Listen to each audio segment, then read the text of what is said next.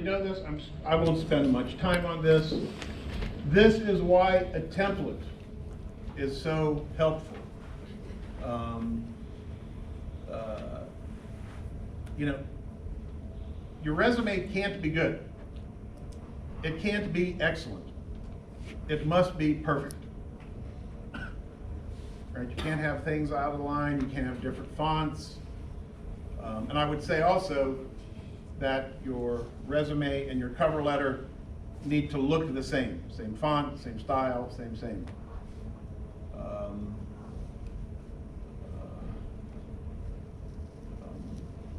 If it is, if you're submitting, and I've seen this, if you're submitting a hard copy resume, I'm going to send something around.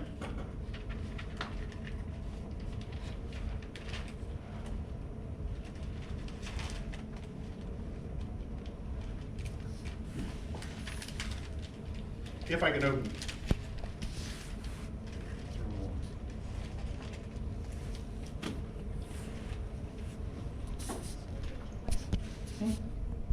Nope.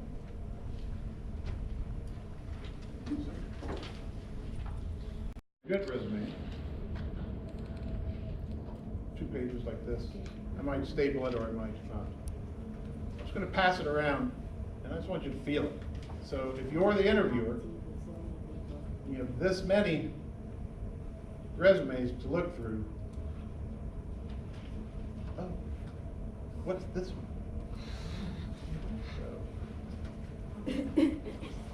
Feel the difference. And good paper is expensive. That's the problem. It's really expensive. But you can either be ignored or buy expensive paper, which doesn't guarantee anything, but it makes huge difference. So font, high quality. Probably should emphasize this.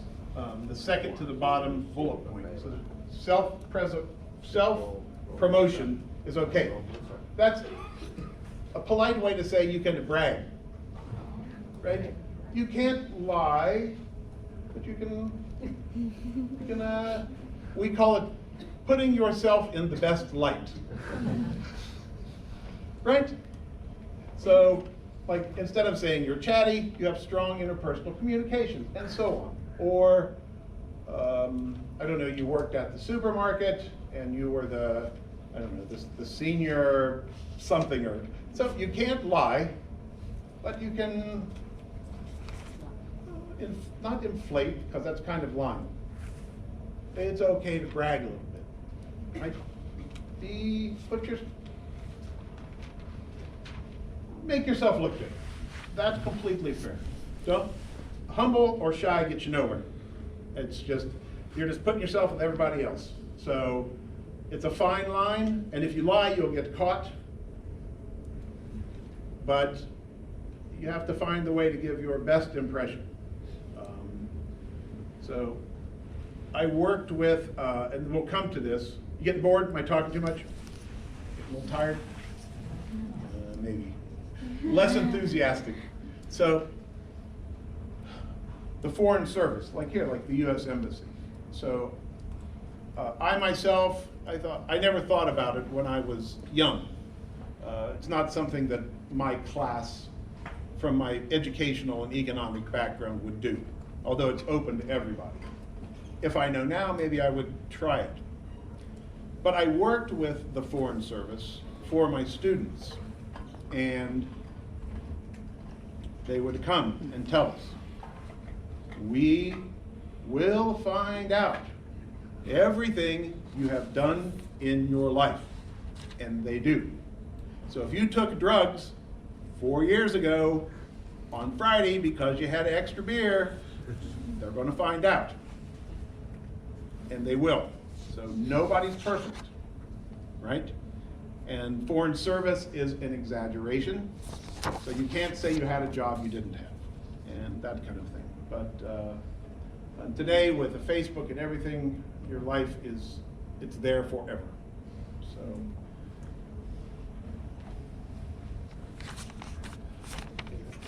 Let's see, where are we at? And the bottom one there says reader-centered. I've mentioned that. Make your resume from the perspective of the employer. Okay, a couple things here.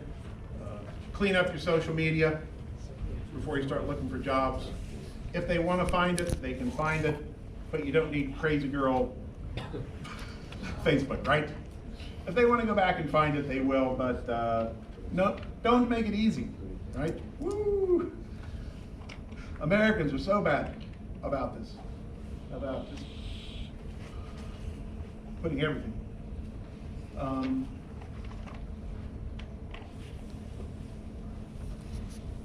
Have a friend or your teacher or somebody read your resume, proofread it.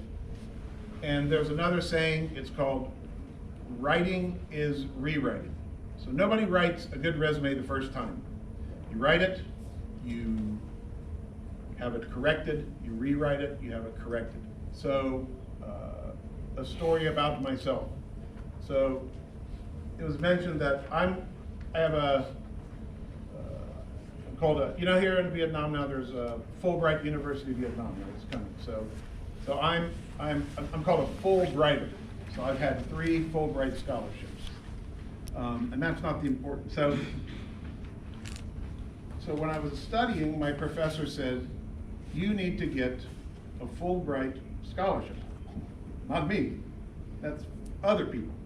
And he disagreed and said, did you listen? He told me. So from the day I walked in the office to ask about the scholarship till the day I got the scholarship was 2 years.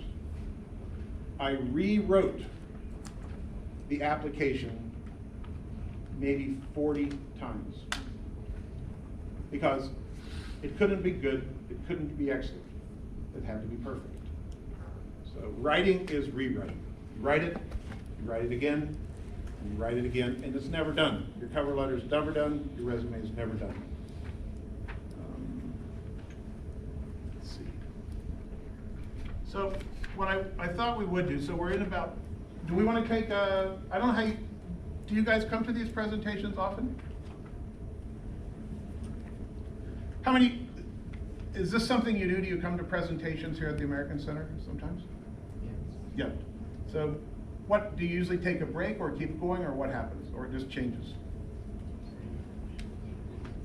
Time for question? Time for question maybe? Time for questions? Okay. Time for, fair enough. Right, I've been talking a lot. Let me talk a little more. So,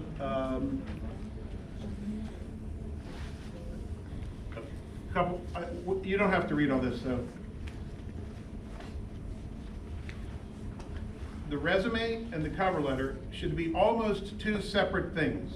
There should be maybe a little overlap, but you can emphasize some information on one and some information on the other. They shouldn't be the same. So you have to think about what goes where. And it shouldn't, I'm sorry it's so far at the bottom here. This is the sad truth. The company doesn't care about you at all, right? You can say, I really want this job. I really like to sell makeup. I really want this job. I really like to play games. They don't care, right? They care about what can you do for them. So they don't care what you want, not a little bit. So you have to come in and say, I can help you do this. Oh, good, I like that. So they don't care about you, they care about what value you bring for the company. So you have to think of it like that. It's terrible. But, so what value do you add? You have to think of it like that. Why should they give you money? Okay. I love this quote. And it's about your resume and your cover letter. So, it says, and this is by a French guy a couple hundred years ago. It says, I'm sorry I wrote you such a long letter. I didn't have time to write a short one. What's that mean? Come on, I'm going to stop talking. What does it mean? It's easy to write a long letter, but it's hard to summarize, jot down the letter. That's right, absolutely yes. It's very hard to say more with less, right? So it's very hard to write what you want to say in a short thing. It's very easy to write and write and write. So your job in the cover letter is to say a lot in a short space, right? I'm sorry I wrote you such a long letter. I didn't have time to write you a short one.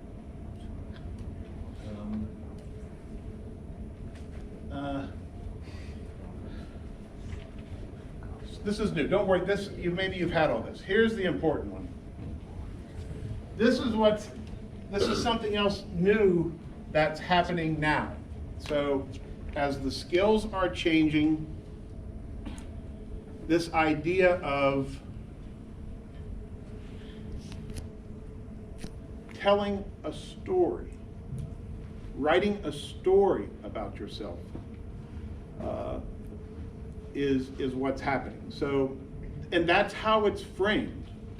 So you have to tell your story. I came from here, and my life situation was that, and I had this struggle, and I overcame that struggle, and then I changed my direction, and I got rewarded, and then I failed, and I learned from that failure, and now I see I want to do that, but I didn't know it before. So you have to think about yourself as a story. And this is new, and this is what's happening now. So think about your story. What is your story? What is it? Good. All right.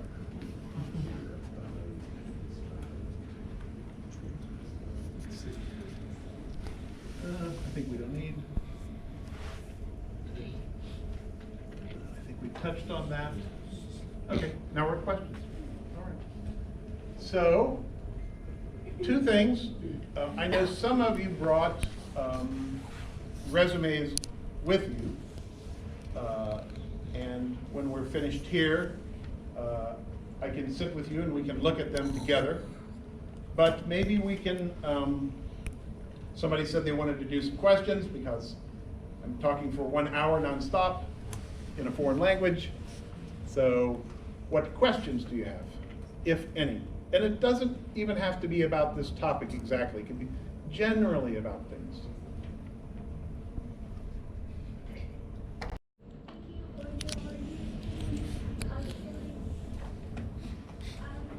I would like to ask that, is there any difference between CV for job application and CV for scholarship? Because I intend to apply for a scholarship for master program. Right.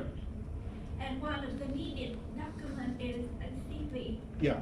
Yeah, so I would like to ask if there any difference between two kinds of this. Yeah, I think there's a big difference. So the question was basically what's the written material that you supply for academic things, scholarships and that kind of thing, and whether you're applying for a job. And there's a big difference. Like me, the academic world is a world that's filled with a lot of words. So you might tell your story, but it would be much long, not 1 page, maybe quite long, maybe 20 pages. I don't know, but I think when you approach, again, an academic thing, whether it's a scholarship or whether you're applying for master's or PhD or a job, the style is quite different, and one of the biggest differences is just how big the documents are. So when you're writing for a scholarship, they want probably, can I ask what you're applying for?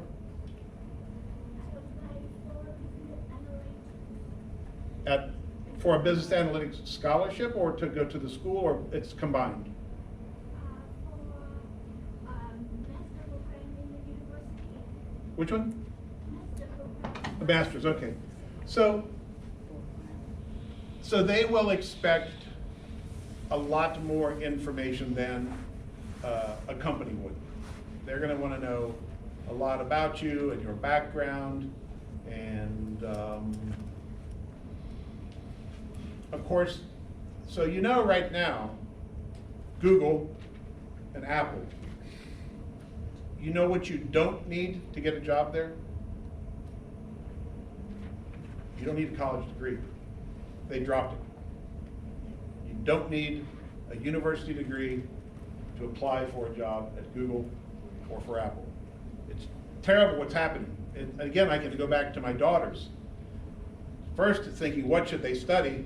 The second question is, should they study at all? I'm scared. No, but so, to be, you know, so for what you want to do for the master's degree, you'll give them a CV, which will have, it'll be much longer than one page. It'll have, I don't know if they have a format for you or they just ask for it, but they're going to want to know all the different courses you took. What were your marks? Is it a Western school or an Asian school? So that's a different one. But they might also be more interested in, were you involved in clubs? Were you involved in sports? Did you have a job? Did you volunteer? So again, they want more of this story. So I guess maybe I'll leave it at that, but you, for a scholarship or for academics, the picture has to be much bigger and you don't have to worry so much about quick, crisp, and short. Yeah.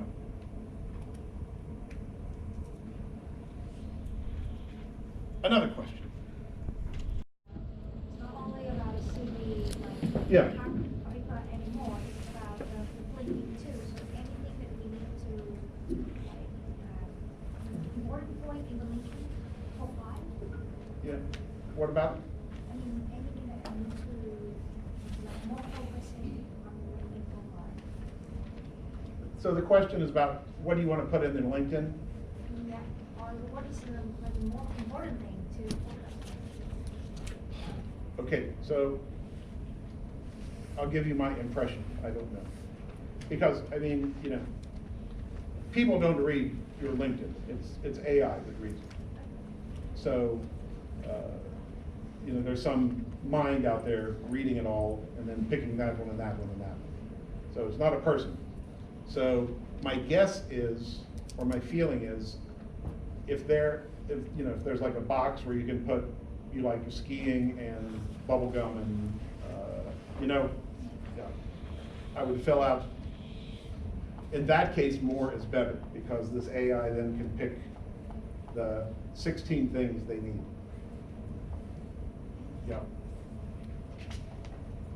So my idea was with, especially the online stuff, and it almost contradicts what I said here, is you put a lot of information because people aren't reading it. It's AI that's reading it, and then they pick out who they want.